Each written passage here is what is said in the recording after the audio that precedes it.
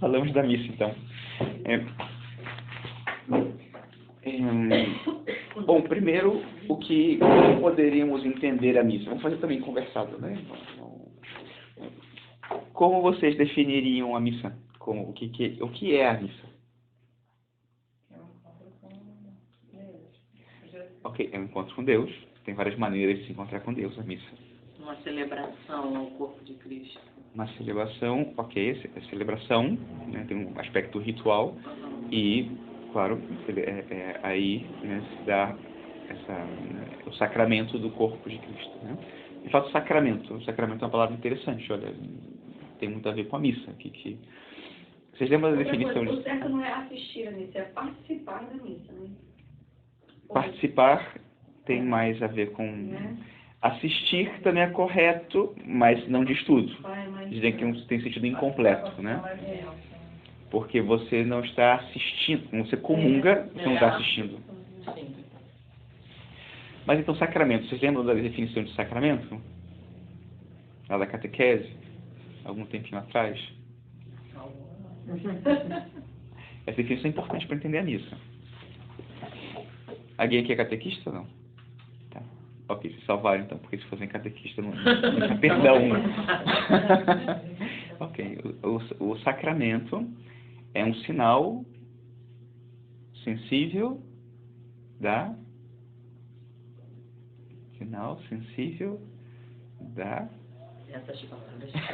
graça de Deus. Começa com o batismo, né? Primeiro, o sacramento é o batismo. Então, a missa, né, é um sacramento. Na verdade, a Eucaristia é um sacramento. A missa é a celebração desse sacramento. Então, a Eucaristia é um sacramento. O sacramento é um sinal sensível da graça de Deus que realiza ou que produz... Bom, já bastaria entender a primeira parte, né? Mas uma outra parte para ajudar a entender ainda mais profundamente, né? Que produz eficazmente aquilo que significa. O que significa isso? Né? Então, primeiro, que todo sacramento tem um elemento sensível. Algo que eu posso ver, tocar, escutar. Ele impressiona os meus sentidos externos. Tá? Eu tenho os meus sentidos, eles podem, de alguma maneira, ter a experiência daquilo. Tá? E por isso, então, sempre existe algo material no sacramento. Quando eu confesso, eu escuto o padre falando, né, dizendo as palavras de absolvição, e eu acredito que aquelas palavras produzem aquele efeito do perdão em mim. A Eucaristia tem o que chamamos de uma matéria, porque tem um pão e tem um vinho, que eu vejo e continuo vendo durante a celebração do sacramento. Na crisma tem o óleo, né? No batismo tem a água. Então, existem elementos sensíveis, eles impressionam meus sentidos e, através da fé, porque sem a fé não dá, né? Os meus sentidos não me comunicam tudo, mas o que eles me comunicam, com a minha fé, eu sei que por trás daquilo, debaixo daquilo, através daquilo, se realiza ali, a graça de Deus produz um efeito. Então, no batismo, por exemplo, tem chama de matéria e forma, né? Então, tem a água, mas quando eu jogo água na cabeça de alguém, essa pessoa fica batizada? Não. Para que isso aconteça, é necessário também que se pronunciem as palavras que correspondem àquele sacramento. E não quaisquer palavras. Tem que ser as palavras do sacramento. É do João Batista, né? Nesse caso... Que eu te batizo em nome do Pai. Exatamente. E não nesse caso do batismo. No caso da Eucaristia, quais são as palavras? Vocês não têm que ter essas palavras, então não tem obrigação de saber. Mas escutem todas as missas. Vamos ver se alguém lembra. Sim. As palavras que você pronuncia consagrando. Exatamente. O pão, exatamente. A fórmula da consagração são as palavras do sacramento da Eucaristia. Né? isto é o meu corpo, isto é o meu sangue. Depois do que se segue, essas são as palavras que produzem com aquela matéria, aí nós falamos eficazmente, aquilo que significa. Porque você não está vendo isso acontecer. Mas pela fé, quando o sacerdote diz, isto é o meu corpo, isto é meu sangue, você crê que realmente se dá essa, vamos chamar agora de transformação, depois a gente explica isso, né? Essa transformação. Então, o que eram as espécies do pão e do vinho se transformam no corpo e no sangue de nosso Senhor Jesus Cristo. Depois a gente vai voltar sobre isso na hora da consagração. Mas então, assim é o sacramento, tá? Sinal sensível da graça de Deus. É sensível porque tem uma matéria e algo que impressiona os meus sentidos. A graça de Deus é o que realmente atua naquele sacramento, produzindo, não simbolicamente. Tem um símbolo, mas a graça não atua simbolicamente, ela atua eficazmente. Porque ela realmente produz a salvação e ela produz aquilo que significa. No caso do batismo, a pessoa recebe a habitação de Deus na alma, se dá a filiação divina, se dá a pertença à igreja, etc. No caso da Eucaristia, se dá realmente a transubstanciação, a transformação, realmente são o corpo e o sangue de Nosso Senhor. Na crisma, realmente se dá o selo indelével, né, da crisma, da marca do Espírito Santo, etc. Eu estou fazendo confusão, então, porque eu achava assim, primeiro sacramento, batismo, depois a comunhão, depois a confirmação, depois a comunhão, o matrimônio. Mas eu não estava entendendo a missa. A missa, a comunhão é um sacramento. Agora, explicando a comunhão, não tanto a missa, né? Estou explicando aqui a comunhão, a Eucaristia. É a celebração da Eucaristia. Agora vou entrar já na celebração da missa, né? Mas para explicar, estou explicando agora só o sacramento, nesse caso em concreto, o ato, né, de transformação ali, ou da realização do próprio sacramento. Tá? Então vamos lá. Agora, a missa. Então, a missa é um sacramento. Primeira coisa para entender que a missa é um sacramento. Na verdade, a celebração de um sacramento. Né? Então, a Eucaristia é o sacramento que está dentro da missa, e é o principal, né, o principal da missa, é o que constitui missa, é que haja comunhão. Se não tiver consagração, não tem missa. Veio o diácono e fez uma celebração linda, não é missa. Então não vale como missa. Como missa, não. Em caso de que não seja possível participar de uma missa, então vale. Se não tem padre, sim. Né? Se não tem padre, ninguém tem obrigação de ir à missa. Aí tem a celebração da palavra. Tá? Aí você participa dessa. Tem lugares que não tem padres para fazer missa. Porque às vezes aqui na São Bartolomeu, eu vou no sábado, agora eu nem tenho isso. É diácono. É a celebração da palavra. É válida. É válido. Sim, claro que é válido. Claro que é válido. Né? Se deve preferir a missa, mas... Mas às vezes chego lá e... Todo mundo prefere a missa, agora porque... eu digo pra lá, mas às saber. vezes... Ah, sim. Mas eles não gostam de informar. Claro, é frustrante você chegar lá e, não é o padre, o diácono, não vai ser missa, vai ser celebração da palavra, etc. Só falam assim, normalmente é eles. Você vai aprendendo, né? Você vai aprendendo já em cada paróquia como é que funciona. Então, Não, você numa missa assim, eu também já assisti várias vezes. Mas assim, você se sente meio que... Você também está celebrando ali, né? Porque você fala... Você está profetizando aquelas palavras também, né? sim, existe uma participação É. efetiva. Agora eu vou explicar um pouquinho o papel de cada um na missa. Mas é verdade, existe uma participação ali. E vocês sabem que pelo batismo nós todos somos sacerdotes, profetas e reis. Então, na Eucaristia, é claro, não se dá a missa sem o sacerdote ordenado. Mas todos temos também uma participação nesse sacerdócio de Cristo. E isso é o que faz que a missa seja tão grande para a gente, né? Comprida? Enfim, não, grande no sentido de profunda, né? De maravilhosa, porque não é uma mera assistência.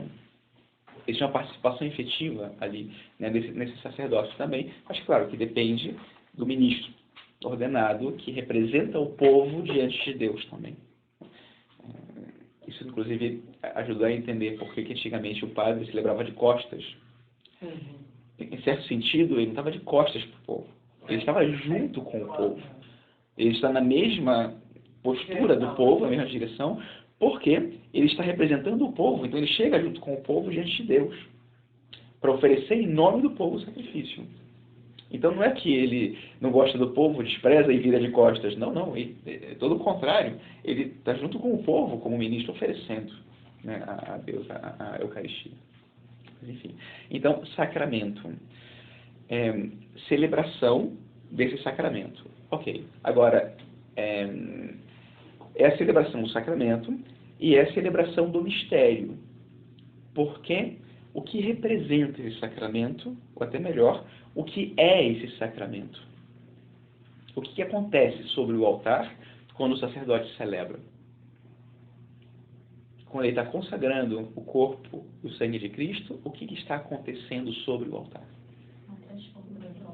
Ok, é uma transformação, sim, mas está acontecendo um mistério ali que já aconteceu.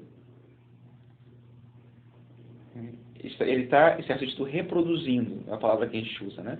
Ele está atualizando um evento único na história. Que evento é esse que ele está atualizando sobre o altar? O que está acontecendo sobre o altar? O mesmo gesto de Jesus na última ceia, tocar, isso é uma reprodução, ou isso é uma repetição dos gestos. O padre, ele está reproduzindo os mesmos gestos de Jesus. Mas, reproduzindo esses gestos, ele está produzindo algo. A ressurreição? Não. A ressurreição vem depois. Na verdade, a ressurreição também acontece. Mas, qual é o evento central ali? Isso também se dá, mas antes, depois de eu falar disso, o que se dá é uma atualização do sacrifício único redentor de Cristo. A missa tem um caráter de sacrifício, de oferta. Depois a gente vai ver aqui de que maneira nós participamos disso. Mas o que acontece na missa é exatamente o que aconteceu sobre o Calvário. É a mesma coisa. Mas não é a mesma coisa como, sei lá, você vai num show de uma turnê de uma banda que você gosta, de um cantor que você gosta, e no dia seguinte ele repete o mesmo show. E você sabe que são as mesmas músicas e de repente ele está dizendo a mesma coisa. E você fala, foi tão legal o outro, então vou participar de novo porque eu quero ver a mesma coisa. Não é isso que acontece sobre o altar. Por quê? O que acontece sobre o altar, digamos que é como se, desculpe pela comparação, mas é como se o show da sexta-feira fosse único. Você volta no sábado e você assiste o mesmo show. Você volta no domingo e você assiste o mesmo. O único. Você volta na missa naquele domingo e no outro domingo e você assiste ao mesmo evento. Não é outro evento. Não é o sacerdote imitando o que ele fez na semana anterior. Sim, as palavras e os gestos, sim, ele está repetindo. Mas o que está produzindo é algo único, que só aconteceu uma vez, e que se está atualizando cada vez que ele repete aquelas palavras e aqueles gestos. A nossa redenção, ela foi alcançada por nosso Senhor Jesus Cristo, o Filho de Deus, através da sua vida e através, sobretudo, do seu sacrifício. Toda a sua vida é sacrifício e culmina na cruz, com a oferta, a entrega direta da sua vida.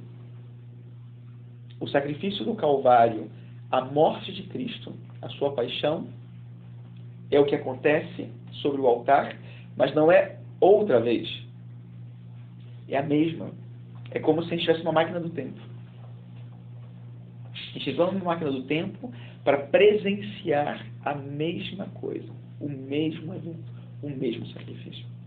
Se vocês lerem a carta aos Hebreus, por exemplo, no capítulo 5, vocês encontram aí, né, essa reflexão sobre o que é o sacrifício de Cristo.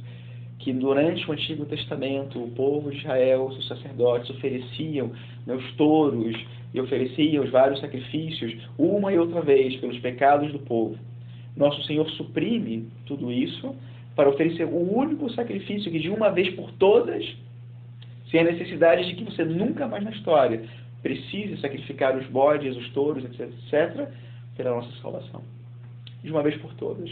Ali concluiu a obra da redenção. Acabou. Estamos todos redimidos.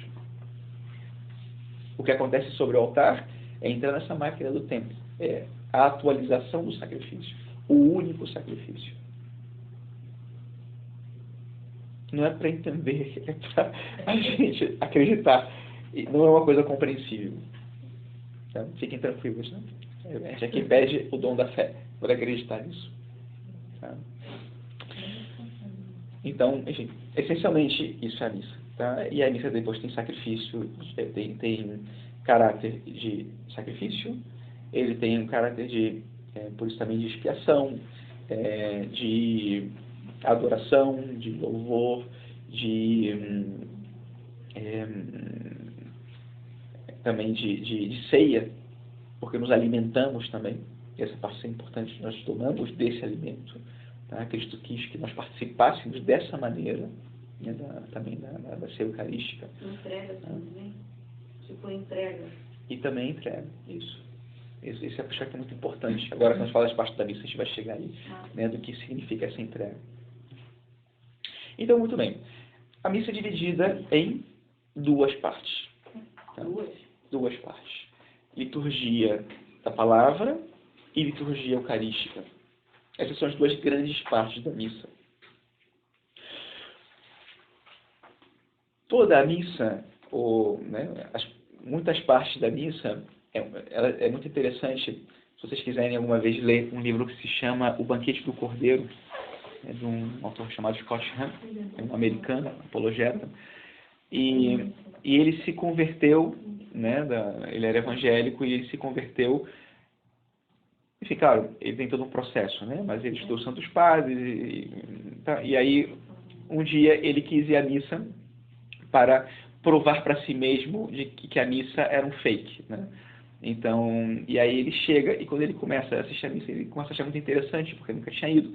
E o sacerdote, ele vai sempre dizendo palavras que ele conhece, porque são palavras que são das Escrituras. Então, ele tinha a experiência das Escrituras, mas não a experiência do sacramento. E na medida que ele vai escutando, ele vai se dando conta que tudo aquilo que ele vai vendo ali está nas Escrituras. E acontece como as Escrituras dizem. Então, é um homem que sabe da Bíblia, mas que não teve toda a experiência da palavra de Deus e do que Deus quis realizar no meio do seu povo, porque ele não acreditava na igreja e no que a igreja acredita. Então, ele tem essa experiência de estar aí. Então, é interessante a leitura, né? E aí ele compara, né? Ele explica a missa a partir do Apocalipse, o livro do Apocalipse. É bonito, mas também é denso, então tem que ter uma boa atenção aí para. Então, em nome do Pai, do Filho e do Espírito Santo, está na Bíblia, são palavras de nosso Senhor. A acolhida, né? A graça de nosso Senhor Jesus Cristo, são aclamações paulinas que são tiradas, né, das cartas de São Paulo, como São Paulo se dirige aos primeiros cristãos. Ele nas cartas tem esse tipo de saudação, né? A graça e a paz de Deus, nosso Pai, da parte de Cristo, nosso Senhor,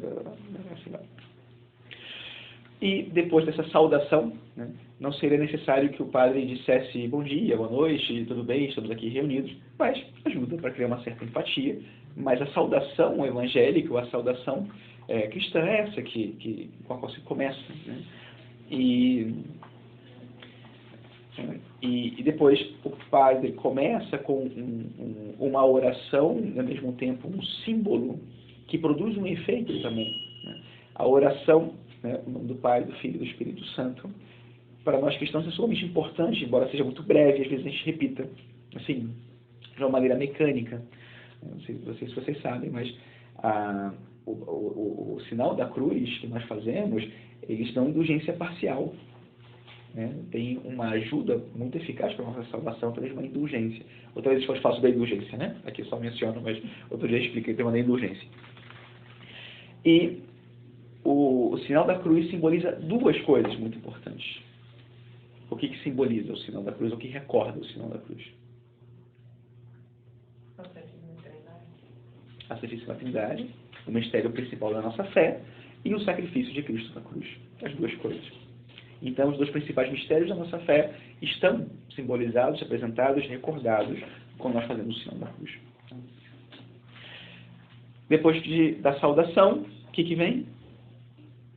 Em seguida? Minha culpa, minha tão grande culpa. Exatamente. Então depois vem o ato penitencial. Por que o ato penitencial logo no início da missa? A própria introdução do ato penitencial, aqui é mais comum, explica por que nós fazemos o ato penitencial no início da missa. Vocês lembram o que quer dizer? Muito bem, podem abrir o Google se quiserem também, fiquem à vontade. Não tem nenhum problema, podem pegar no Google, o dicionário, o que vocês quiserem, podem colar à vontade. Na prova não vou poder colar, mas agora... Okay.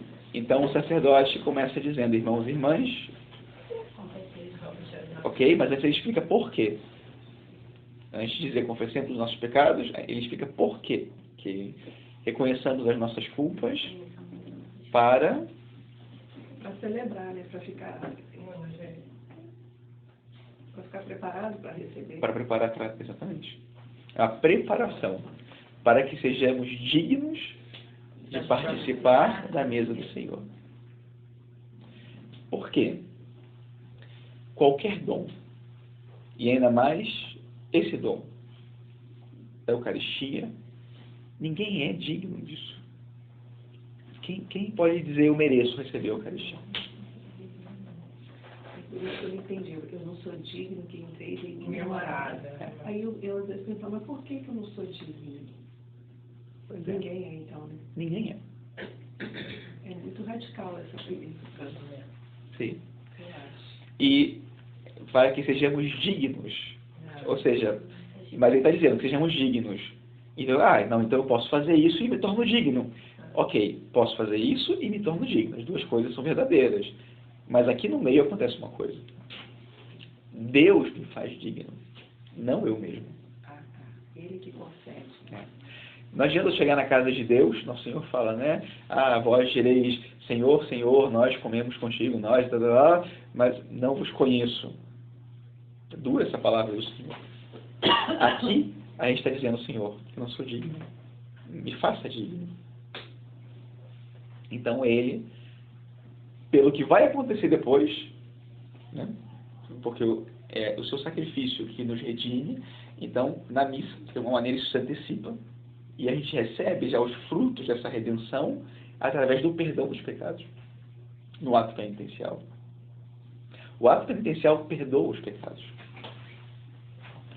A confissão é o lugar de receber o perdão dos pecados. Continua sendo. Mas o ato penitencial também perdoa os meus pecados. Qual é a diferença? Que os pecados mortais, os pecados graves, são perdoados na confissão. Todos os outros podem ser perdoados no ato penitencial. Tá. É difícil saber quando é um pecado mortal e um pecado venial, porque dentro do pecado mortal tem vários significados em cada item, né? Em cada... Sim, mas tem 3 regras. Tem que ter consciência, né? Então tem 3 regras aqui. Quais são as 3 regras? Ou quais são as 3 características do pecado mortal? O que caracteriza o pecado mortal? Você sabe que é pecado. Você sabe, consciência. Você peca mesmo sabendo que é pecado. Deliberação. Né? Eu sei, eu fiz, eu quis. E a matéria grave. E a matéria grave. Aí sim, a matéria grave se refere aos 10 mandamentos. As 10 velocidades. Exato. Depois dos atenuantes, os agravantes, mas enfim. É um pecado grave. É um pecado grave. Vamos falar. Bom, dizer que é um pecado grave, não ir à missa, às vezes não quer dizer nada. Então vamos tentar entender a missa para entender por que é uma falta grave. Vamos ver se consegue também chegar aqui a termo da dinâmica, né, da questão do pecado. Mas enfim. Então, o ato penitencial, nele eu recebo o perdão para participar de uma maneira digna. Então Deus, me perdoando e me redimindo, me faz digno de participar disso. Mas não sou eu que consigo isso por mim mesmo. Chegar aqui e dizer, Senhor, eu fui muito bonzinho essa semana. Olha, eu fui ótima mãe, eu tratei muito bem meus filhos, eu dei esmola e tal. Não. Não era isso. Não é suficiente. Somos servos inúteis, não fizemos mais do que devíamos fazer. Era obrigação, exato. Mas Deus, Cristo, Ele realiza em mim, então, essa redenção e me torna apto, digno para participar desse mistério. Então, é muito interessante, aqui é uma dica, né, para aproveitar melhor esse momento da missa. O sacerdote, quando convida ao ato penitencial, ele costuma fazer um momentinho de silêncio. Esse silêncio é uma boa oportunidade de trazer à mente esses pecados e dizer, puxa, Senhor, olha, agora isso, que pedir perdão por isso. E aí, né, é disso que eu estou pedindo perdão. Não são pecados pecados assim, em geral, não, eu disse isso que devia ter dito, eu fiz isso que devia ter feito, tem isso que eu não fiz e devia ter feito. Pode ser um momento para recordar isso. Depois do ato penitencial, ou no final do ato penitencial, então o padre absolve dos pecados. É uma absolvição real. Ali realmente se está oferecendo perdão por esses pecados veniais. Tá? Em seguida, temos o hino de louvor. É um momento de agradecer a Deus, de reconhecer o senhorio de Deus, né? De agradecer a Deus por todos os dons, especialmente por Ele mesmo. Vocês veem que o que nós estamos reconhecendo é o próprio Deus aí. Então, o Deus, o Filho de Deus, o Cordeiro de Deus, né? A ação do Espírito Santo, etc. E depois concluímos essa primeira partezinha da missa, né? Hoje metade aí da liturgia da palavra, hoje começar as leituras, concluímos com uma oração. O padre diz, oremos. E isso se chama oração coleta. Oração coleta. É coleta porque ela coleta, ela faz uma síntese, por um lado, né? São duas coisas. Por um lado, ela reúne, né? Nessa oração normalmente vem uma síntese de toda a liturgia daquele dia. E aquele pedido tem a ver com aquela liturgia, né? E depois porque ela também reúne todas as intenções. Aí você coloca a sua intenção da missa. Tem a intenção que você coloca na secretaria e que ela é lida antes da missa, mas ela é lida antes por uma questão pastoral, uma questão, né, de você, nessa hora, dizer, oremos, e as intenções aí, né? Vai, né? 5 minutos de intenções. Então você faz antes. Mas é nesse momento em que o sacerdote apresenta a Deus as intenções daquela missa. Por isso, depois do oremos, ele faz silêncio. Aí ele está rezando. E ele está, né, interiormente oferecendo a Deus aquela missa por aquelas intenções. E pode ser um momento de você fazer a mesma coisa. Oremos. Ofereça. Por que eu estou oferecendo essa missa? Por tal. Essa pessoa que está precisando, essa graça, sei lá. Hoje é aniversário de fulano, do meu filho, então queria te oferecer, Senhor, essa missa. E você se une também ao que o padre está oferecendo em nome da Assembleia. Então também quero te oferecer tudo que os irmãos aqui estão oferecendo, suas intenções, me uno a eles, enfim, a oração que você quiser fazer. Mas entenda que esse silêncio é para essa oração. E essa é a maneira de se unir ao que o sacerdote está fazendo naquele momento. E então ele reza, né? E por Cristo Nosso Senhor. Amém. Todo mundo se senta e começa a leitura. Por que na missa nós alternamos a postura? Né? Porque a gente fica em pé, senta, levanta, fica de joelhos, levanta. Cada postura corporal tem um significado. No caso da leitura, tem a ver escuta. É escuta. Eu me sento porque eu vou escutar. É o momento de escutar a palavra. Deus vai falar e eu então escuto. Se ajudar para a oração de vocês, interessante. Foi semana passada que saiu esse evangelho, inclusive, de Nosso Senhor. Ele entra na sinagoga, né, na sua terra, e aí ele tira o rolo da palavra do profeta Isaías e todo o povo escuta a palavra. Imagina, Jesus Cristo mesmo proclamando a palavra de Deus. Ele, a própria palavra, e todo o povo aí atento, escutando a palavra, porque depois de dizer a palavra que ele mesmo, né, proferiu, e que foi escrita através do autor sagrado, ele vai explicar aquela palavra. Isso é incrível, né? E é interessantíssimo, porque Nosso Senhor, ele está explicando, imagina, ele está lendo a palavra que foi escrita 500 anos antes. Aquela palavra se refere a ele. Então ela é viva, encarnada nele. E aí ele está explicando de que maneira se aplica a ele aquela palavra. Imagina. Né? E depois ele vai dizer, né, o que vós vedes, né, muitos reis e profetas quiseram ver e ouvir e não puderam. E vocês que estão aqui, vocês estão vendo isso. Vocês estão ouvindo. Né? O Filho de Deus proclamando a palavra de Deus. Né? A própria palavra. Então começa a liturgia da palavra. E aí nós temos normalmente, né, 2 leituras, um salmo, o evangelho. Na verdade são 4 leituras. A primeira leitura, no domingo pelo menos, com frequência, é uma do Antigo Testamento. Temos um salmo, que também é do Antigo Testamento, é uma oração. Temos a segunda leitura, normalmente do Novo Testamento, sempre do Novo Testamento. E temos o evangelho. Essas leituras, elas não são escolhidas a esmo. Elas têm um sentido. Tá? Existe um fio condutor entre as leituras.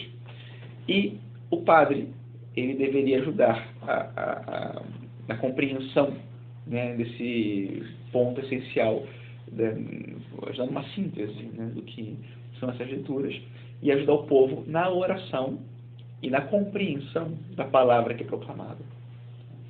Então, né, depois do Evangelho, né, o povo se senta, se levanta para escutar a palavra, escuta, mas que é uma palavra sagrada, que é o próprio Cristo. Então, existe essa postura de reverência, de respeito, por isso nos levantamos, mas depois para escutar o ensinamento, né, a explicação da palavra, nós nos sentamos. Para que serve a homilia? Qual é a principal finalidade da homilia? Preparar para a Eucaristia. Em seguida vai vir a comunhão. O principal fim da homilia, preparar para a comunhão. Preparar para o encontro com o Senhor na Eucaristia. Principal fim. Outro fim, ajudar a compreender a palavra. E depois, né, ajudar o povo também, né, a viver esse encontro com o Senhor, a intimidade com Deus, ajudar a conhecer melhor a Deus, a palavra de Deus, tá? Tudo que corresponde a essa explicação. O sacerdote deveria normalmente ou falar sobre a liturgia, ou seja, as leituras daquele dia, ou sobre o significado da festa que se celebra naquele dia. O padre não deveria falar sobre outra coisa. Tá? Então, sei lá, deveria ter um caráter muito extraordinário querer falar de outra coisa. Enfim, sei lá, aconteceu alguma coisa muito séria no país e o padre tem que dar uma mensagem e aí esse é o momento de repente. Mas é muito extraordinário isso, não é o comum isso. É um padre que todo domingo nunca fala do Evangelho, não deveria ser. Né? Então temos aí essa liturgia da palavra. Vejam como normalmente numa igreja o ambão, né, essa base, né, que fica do lado do altar para a proclamação da palavra, ela fica muito próxima do altar. Tem um simbolismo isso. Né? Que a mesa da palavra, por um lado, e a mesa da Eucaristia, por outro. E elas estão conectadas, elas estão muito próximas, uma prepara para a outra. Elas também têm o simbolismo, né? São como 2 altares, né? O da palavra e o da Eucaristia. E se complementam. Primeiro escutamos a palavra e depois recebemos a palavra. Tá? Também tem esse sentido. Então, depois da homilia, nós passamos para, né? tem o creio, então nós professamos a nossa fé. Depois tem as preces, então é um momento de intercessão por toda a comunidade e por toda a igreja. E depois tem o ofertório. Com o ofertório nós começamos a liturgia eucarística, a segunda parte da missa. O que é o ofertório? O que acontece no ofertório? Normalmente a gente se senta e aí tem algumas pessoas que vão lá para trás e tem lá, né, a água, o vinho e mais umas coisinhas. O que simboliza isso? O que a gente está representando aí?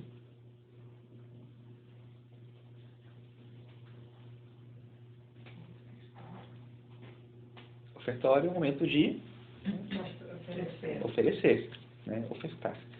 O que a gente está oferecendo aí? Oi? É o momento que a gente, né, que ele leva as nossas intenções, os nossos pedidos, o nosso agradecimento. Sim, também. mas, sobretudo, duas coisas. Primeiro, quem está na procissão está levando o que vai ser apresentado sobre o altar. Então, são as espécies, como a gente chama, né? Do vinho e do pão, que depois vão se transformar no corpo e sangue do nosso Senhor. Mas, agora, esse é de fato, essas são as palavras que o sacerdote diz durante o ofertório, vocês estão cantando, eu pronunciei hoje você pode escutar, de oferecer a Deus o que é o fruto do nosso trabalho, porque alguém produziu aquele vinho, e alguém plantou aquele trigo, transformou naquele pão. Então, existe uma colaboração humana ali, que é importante para Deus, e sem ela não se dá o sacrifício da Eucaristia.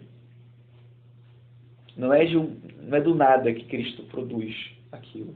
É depois de que nós trabalhamos, plantamos, colhemos, produzimos e colocamos esse fruto sobre o altar. E isso também simboliza a nossa própria vida. Quando aquelas 4 pessoas estão levando em procissão, né, o pão e o vinho, esse é o momento da gente também se unir espiritualmente a essas pessoas e depois ao sacerdote para colocar sobre a patena, que é aquela peça redonda de metal que fica sobre o altar, a nossa vida. Tem sentido, e aí está a participação da Eucaristia, que eu coloco ali o que eu tenho. E o que eu tenho é a minha vida, o que eu tenho de mais precioso. E então, de alguma maneira, eu me coloco sobre aquela patena que o sacerdote vai elevar sobre o altar para apresentar a Deus, em meu nome, em nome de toda a Assembleia, aquilo que é o sacrifício que ele vai fazer agora. Então, ele me representa e, ao mesmo tempo, ele representa, ele é, né, nesse caso, ele é Cristo. A gente diz que o sacerdote, ele celebra a missa in persona Christi, na pessoa de Cristo. Quando ele está pronunciando as palavras da consagração, ele misteriosamente é o próprio Cristo.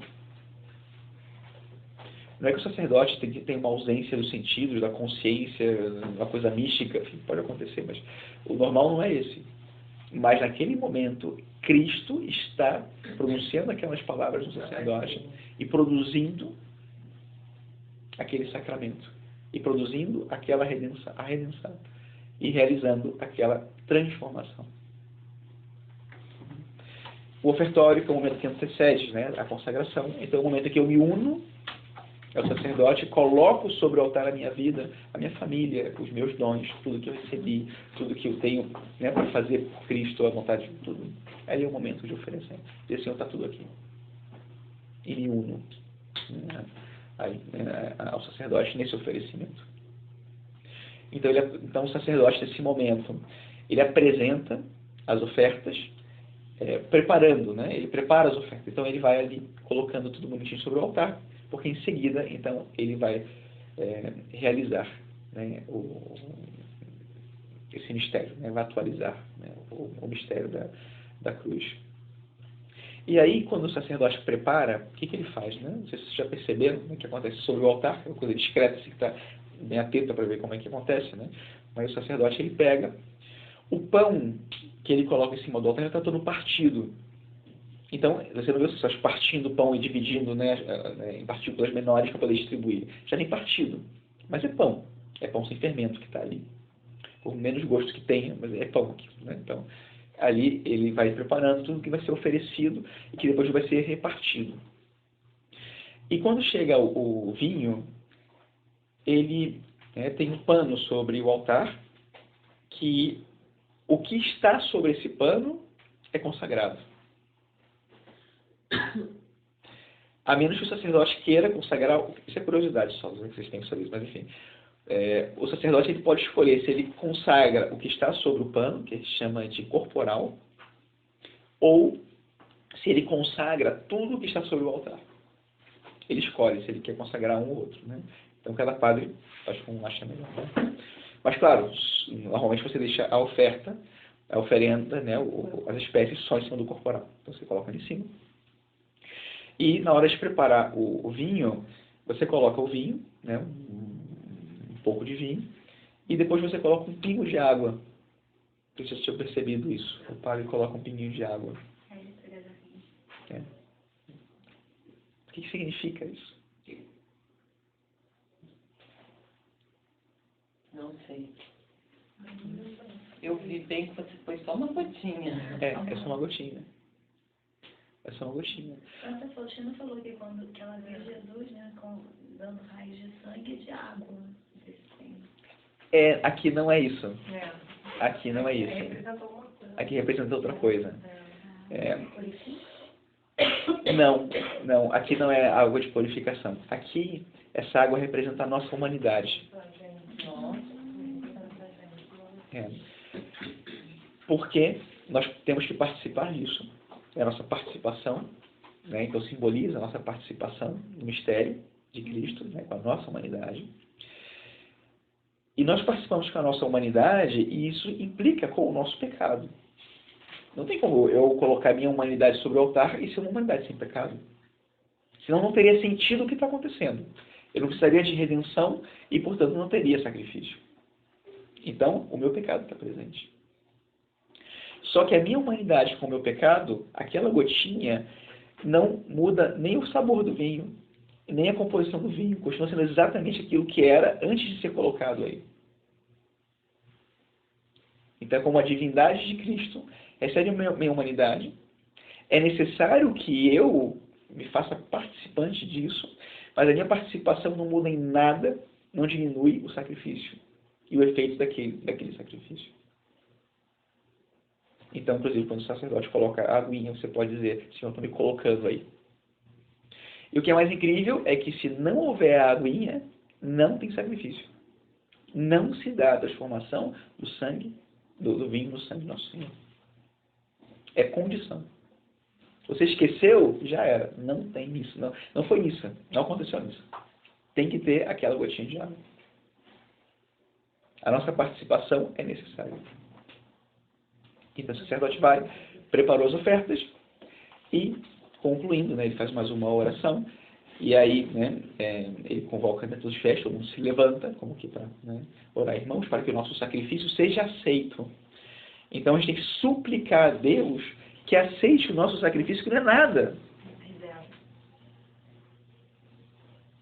Mas tem que ser agradável a Ele. E quem faz agradável a Ele? Ele mesmo. É Cristo que faz o sacrifício agradável. O nosso sacrifício já é agradável. Então, Senhor, por favor, da mesma maneira que a gente pedia, né, que Deus nos fizesse dignos, agora pedimos que faça agradável o nosso sacrifício, porque nós não podemos fazer isso. E aí já, né, segue o que a gente chama de plegária eucarística, a oração eucarística. Tem um prefácio, né, e aí o prefácio começa com o Senhor esteja convosco. Então, aí você segue, tá, a gente vai respondendo. E esse prefácio é uma introdução para o que é a plegária eucarística ou a oração eucarística. E ele também tem um significado, né, um tipo de oração que nos ajuda entrando no mistério. Vocês vão meditando, né, sobre o que está acontecendo ali. Sempre é um tipo de contemplação, uma reflexão do mistério eucarístico. Tá? Então, recorda a encarnação, recorda a cruz, recorda o sacrifício de Cristo, né? Recorda o papel da nossa humanidade nesse sacrifício. Normalmente, esse tipo de reflexão que está aí. E termina com, né, esse hino, que é o santo, né, os santos, que a gente aí canta, ou reza, né, no final do prefácio, que é como um hino angélico. Quem é capaz de proclamar Deus santo com toda a propriedade? Os anjos. Né? Mas nós nos unimos à voz de todos os santos, dos anjos, para proclamar a uma só voz. Nesse momento, todos os coros celestiais, o céu se abre e está toda a igreja, né? Não só a igreja aqui, mas a igreja celeste, unida e proclamando Deus o Santo. No hebraico, a maneira de você fazer um superlativo é você repetir 3 vezes uma palavra. Então, em lugar de nós dizermos aí o Santíssimo, nós dizemos Santo, Santo, Santo. Tá? Isso veio do hebraico. Então, dizemos 3 vezes Santo, é o Santo. Né? Deus é o único santo. Então estamos proclamando a santidade de Deus, que nesse momento, em seguida, vai realizar o seu maior mistério, né, para nós. E o seu maior ato de amor por nós. E a gente agora está reconhecendo a sua divindade e o louvando e adorando por essa sua divindade e por seu amor por nós. Santo, santo, santo, o Senhor, Deus do universo. O céu e a terra proclamam a vossa glória. E nesse momento, realmente, céu e terra, todos estão proclamando a glória de Deus. Então a gente louva o Senhor e em seguida Ele vai se fazer presente. Tem 3 orações eucarísticas, que são as mais comuns. Elas têm números, né? Então tem a 1, a 2 e a 3 são as mais comuns. A 4, acho que é menos comum que essas primeiras. No Brasil tem uma quinta e uma sexta, tem várias outras também, que depois são temáticas, tá? Mas a 1, a 2 e a 3 são as mais comuns. A 2 e a 3 são as mais comuns. A oração eucarística 1 data do século VIII. Então é a mesma oração que se rezava lá com Carlos Magno, com São Gregório Magno, enfim, é a mesma oração eucarística que a gente recebeu. E a oração eucarística 2, que é a que nós rezamos hoje, data do século II. A gente está rezando uma mesma oração que rezavam os cristãos 1.800, 1.900 anos atrás. Tá? E depois, uma coisa importante também da missa. A missa que nós rezamos hoje é a mesma da época apostólica. É a mesma missa. Alguém não inventou no século XV que a missa tinha. É a mesma missa. As partes da missa são as mesmas. As partes da missa são as mesmas. Tá? Então, a celebração da palavra, a oração eucarística, o abraço da paz, a comunhão, são as mesmas partes da missa. Tá? Então começa a oração eucarística e o sacerdote então já vai fazendo essas orações que são diretamente preparatórias e depois, né, que se seguem à consagração. Tá? Então, voltando para a consagração, esse é o momento cume da missa, é o momento mais importante de todos, quando Deus se faz presente no meio do seu povo. Ele se faz presente realmente, não é um símbolo. Não é que... e de fato, essa foi uma experiência do Scott Hunter, como estava no início, né, desse americano evangélico, que quando ele escutou dentro da missa as palavras, isto é o meu corpo, isto é o meu sangue, dentro dele, ele sentiu com força esse feito, né, de dizer, nosso Senhor não disse, isto simboliza o meu corpo, isto simboliza o meu sangue. Ele disse, isto é. E no original grego, não tem um verbo. No original grego não diz, isto é. Ele diz, isto, meu corpo. O que cria ainda, o que dá mais força ainda à expressão. Dizendo que aquilo que se segue, né, ao pronome é totalmente parte, é uma coisa só com o sujeito. É uma maneira muito forte de associar o sujeito, né, e o complemento, e dizer, são uma coisa só. Isto, meu corpo. É o corpo de Cristo que está aí, não é outra coisa. Essas palavras de Nosso Senhor na Santa Ceia. Mas o que nós presenciamos de uma maneira sacramental. É real e sacramental, as duas coisas. Não é físico. Ou seja, eu não estou vendo a espécie do pão tomar a aparência de um corpo. Não. A aparência se mantém. Mas a substância muda. Enfim, eu passei um ano tentando entender isso, né, na lógica metafísica, mas enfim. Né, o que muda é o que está...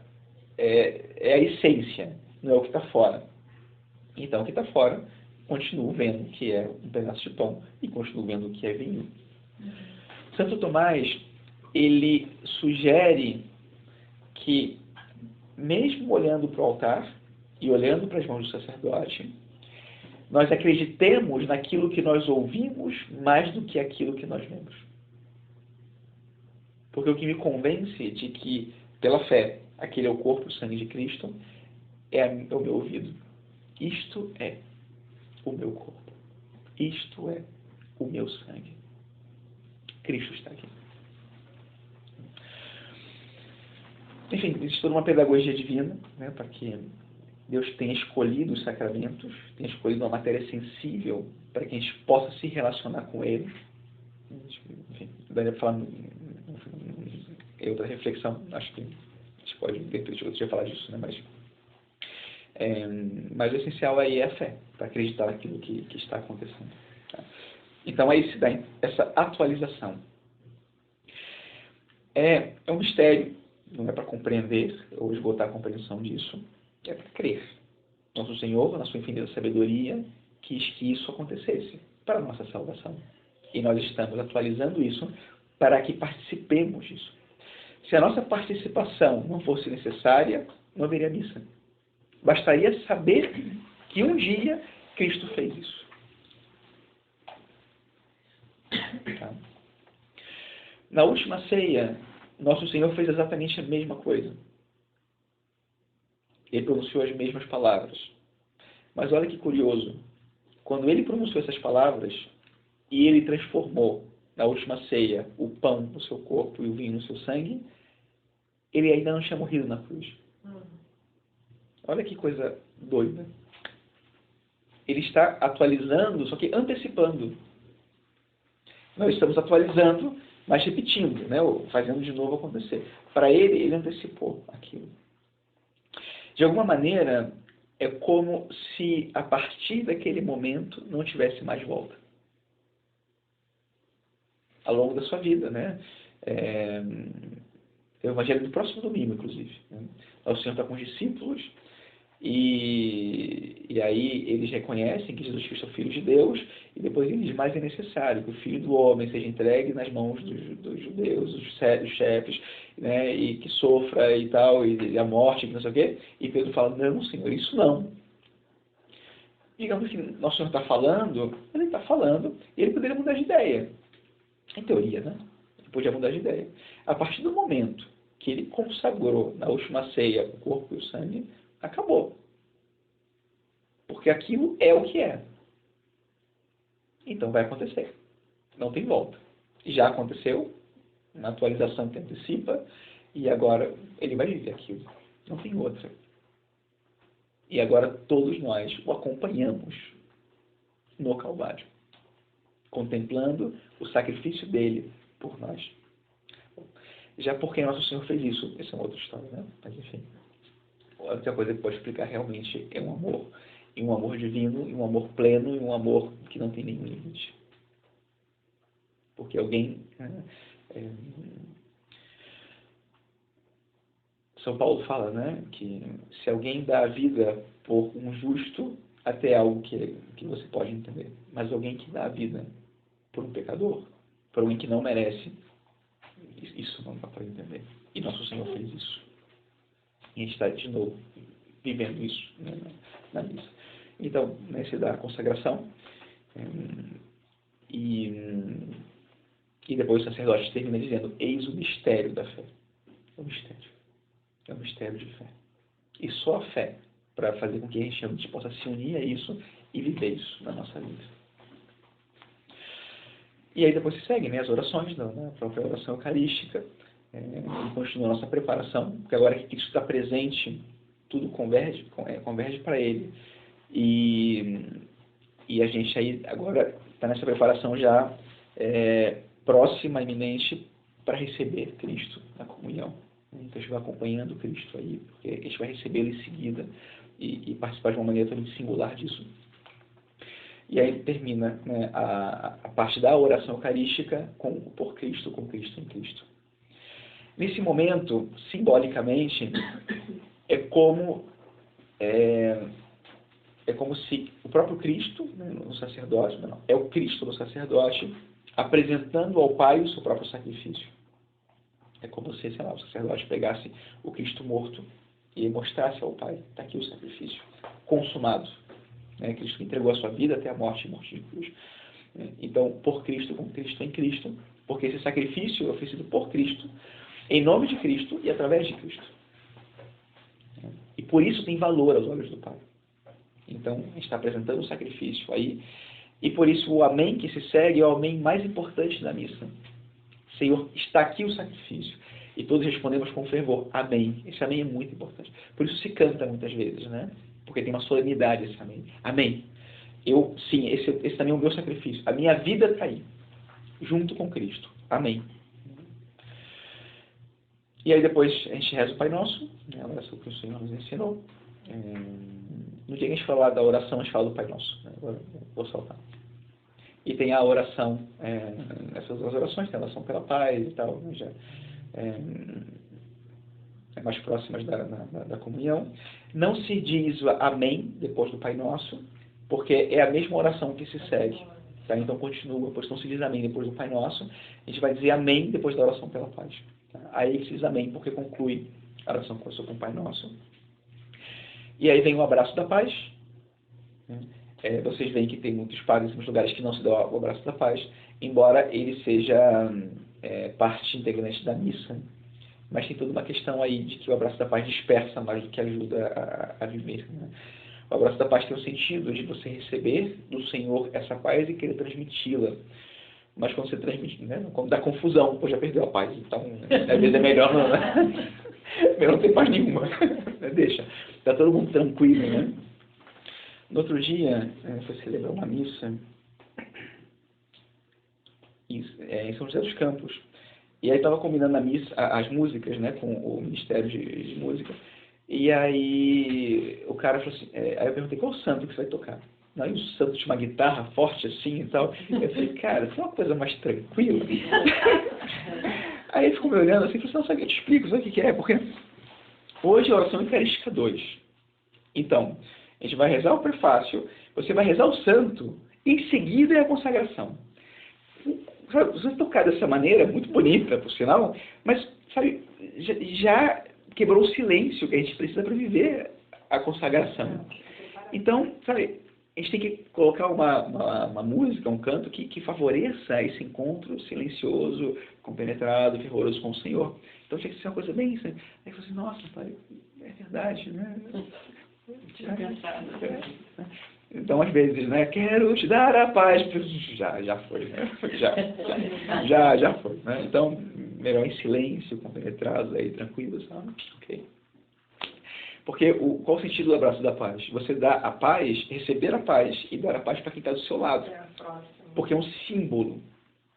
Não é um momento de se mostrar para todo mundo que você ama todo mundo, né? Aqui no Brasil, sabe, tá? E não é o sentido desse abraço da paz. Então, às vezes, o padre prefere suprimir do que deixar a confusão toda, né? Para se seguir já. E aí já se segue o Cordeiro. O Cordeiro de Deus. O Cordeiro de Deus, de novo, né? Tirado das Escrituras. E é o símbolo do sacrifício de Israel, porque esse é o sacrifício que Moisés oferece antes do povo sair do Egito, e é o sacrifício que depois vai sendo repetido ao longo, né, da história do povo de Israel, e aqui está o sacrifício definitivo do próprio Cristo, que assumiu a figura do Cordeiro. Então, esse é o Cordeiro de Deus, né, que é o próprio Deus.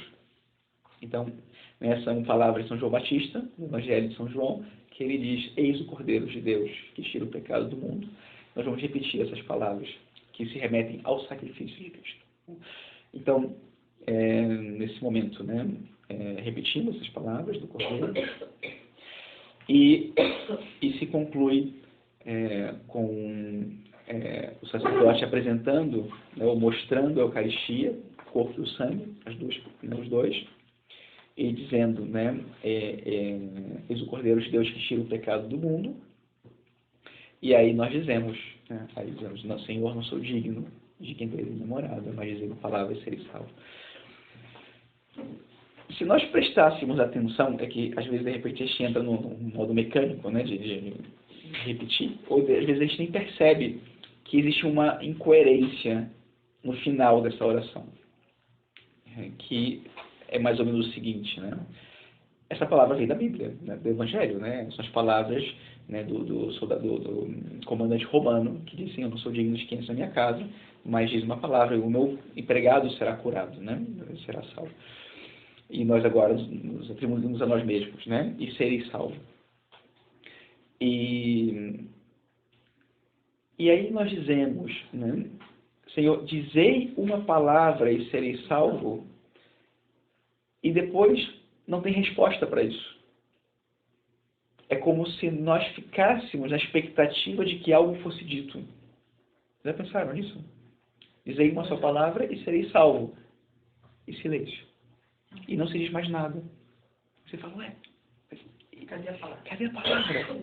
Cadê essa palavra? A palavra está na mão do sacerdote. É a Eucaristia, é o Cristo. Cristo é a palavra.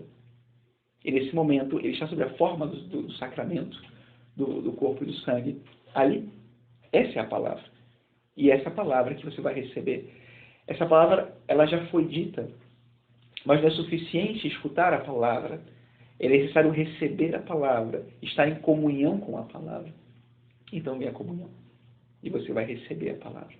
E então, se vai produzir a redenção, ou se vai aplicar, né, porque não é produzir redenção, mas se vai aplicar os frutos da redenção e se vai, né, também se dar uma transformação.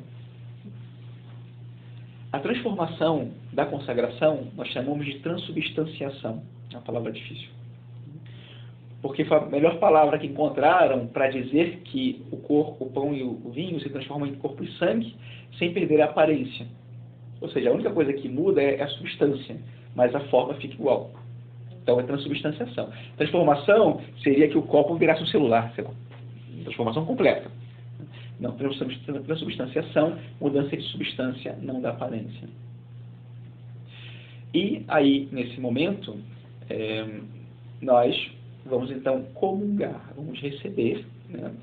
E recebendo o corpo e o sangue, então nós entramos em comunhão plena, porque além de espiritual é física, sacramental, mas física, e Deus nos toca através do sacramento, e nos sentamos depois para uma ação de graças. É o momento de agradecer a Deus por esse dom, o maior dos dons, o próprio Cristo. Mas também nesse momento se dá uma transformação. Porque no meu silêncio, no meu encontro com o Senhor, nessa oração, que eu posso pedir o que eu quiser, e dizer o que eu quiser, agradecer o que eu quiser, o mais importante não é o que eu estou dizendo, mas é o que Deus está fazendo. Aí é o momento de deixar que Deus, por dentro, vai me transformando.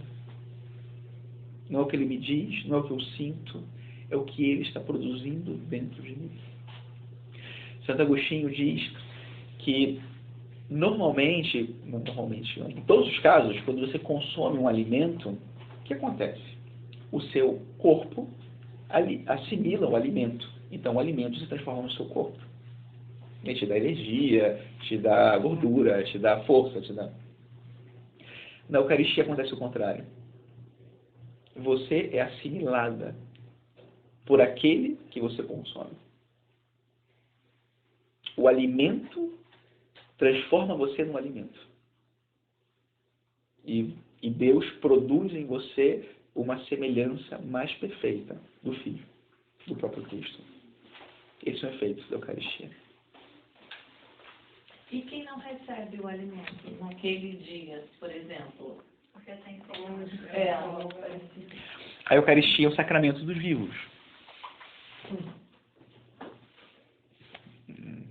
Não, o efeito não pode ser o mesmo. Pelo menos, enfim, quando nós falamos dos sacramentos da igreja e da salvação na igreja, também a gente faz uma distinção que é importante. O seguro da salvação é receber o sacramento. Você sabe que, pela fé, recebendo o sacramento do batismo, que for, se produz aquela redenção. Então você tem aquela certeza pela fé. Aonde você não tem certeza, você confia na misericórdia de Deus. E que Deus produz um fruto. Por exemplo, um fruto de conversão. Um fruto de transformação. Mas que você não pode quantificar, você não pode afirmar, porque você depende totalmente da misericórdia de Deus, e uma misericórdia que não é sensível. Então você confia que Deus está realizando, através, né, do que se chama comunhão espiritual, né, que a pessoa está ali só fazendo uma oração, porque não pode ou não quer receber a comunhão, e você espera que Deus produza ali um efeito. Só que você não sabe. É misterioso. É mais misterioso que o sacramento, que você sabe qual é o efeito. Então você confia na misericórdia de Deus. Ninguém pode dizer que Deus não está fazendo nada. mas ninguém pode afirmar o que Deus está fazendo. Então a gente confia. Tá? Isso vai para todos os sacramentos. Tá bom? E para toda a ação de Deus que produz a salvação, e possivelmente a maior parte dessa ação, ou parte dessa ação, você não sabe como acontece. Por exemplo, o batismo é necessário para a salvação? Sim, mas e uma criança que morre no ventre da mãe não pode ser batizada? Você confia na misericórdia de Deus. Que Deus, na sua misericórdia, de maneira misteriosa, salva. Não dá para pensar que Deus não vai salvar aquela criança. Aqui se aplica a mesma ideia. Então, comungamos, agradecemos a Deus, ação de graças, em seguida tem aquela oração final, que como que fecha, né, a missa. Tem a vivência é uma dica, deveria ser muito prática a vivência, deveria ser uma dica prática. Depois da comunhão você pode fazer um propósito de vida. A vivência tem esse intuito, né, de ajudar a fazer um propósito de vida, dizendo: Senhor, né, você veio ao meu encontro, você me converteu, me transformou, me deu esse dom, agora eu me comprometo contigo a fazer alguma coisa que tenha a ver com aquela liturgia, né? Um propósito, uma luz que eu tive na oração, na missa, né? Para poder fazer o bem de alguma maneira, né? Algum tipo de mudança de vida, né? Essa seria a vivência. E depois vem, né, os avisos, que não são parte integrante da missa, né? E depois já a despedida. A despedida, na verdade, é envio. Toda missa é envio. Então, já ouviram falar de missa de envio, né? Missa de envio, porque os missionários vão sair em missões, então missa de envio. Né? Toda missa é de envio. Não existe missa que não seja de envio. Tá? Porque, depois que termina a missa, ou no final, o sacerdote diz: ide em paz, né, que o Senhor vos acompanhe, ou o que for, mas ele está enviando o povo ao mundo para que agora você faça a sua missa no mundo. Agora, aquilo que você recebeu, você realiza na sua vida. E isso é uma coisa muito importante da missa, é muito importante. Eu vou à missa para poder, né, agradecer a Deus, vou poder recarregar as baterias espirituais, vou me encontrar com o Senhor, vou crescer na intimidade com Ele. Terminou a missa, agora eu vou ao mundo em missão. Eu vou ao encontro do Senhor e o Senhor me envia ao encontro do mundo. Para que agora eu leve o Senhor que eu recebi ao mundo. O que é mais importante? Viver a caridade ou ir à missa? Um não tem sentido sem o outro. As duas coisas são importantes. Tá? Porque eu preciso também dessa união com Deus para que eu seja capaz de viver a caridade. Porque o Senhor me fortalece e me torna capaz de um bem muito maior do que aquele que eu poderia fazer sozinho. Então eu sou enviado ao mundo. Terminou a missa, vivi muito piedosa a missa, saí e tal, e apareceu o cara pedindo um dinheirinho porque guardou o carro e dou uma bronca nele. O que adiantou essa missa? O que serviu? Não mudou nada em mim. Sou enviado a levar o Cristo ao mundo. Ok? Essa é a missa, então. Se eu esqueci algo. Tem de embora 10 horas, não estou conseguindo isso. Ai, nossa. Ai, gente. Não, peraí, vamos tirar uma foto.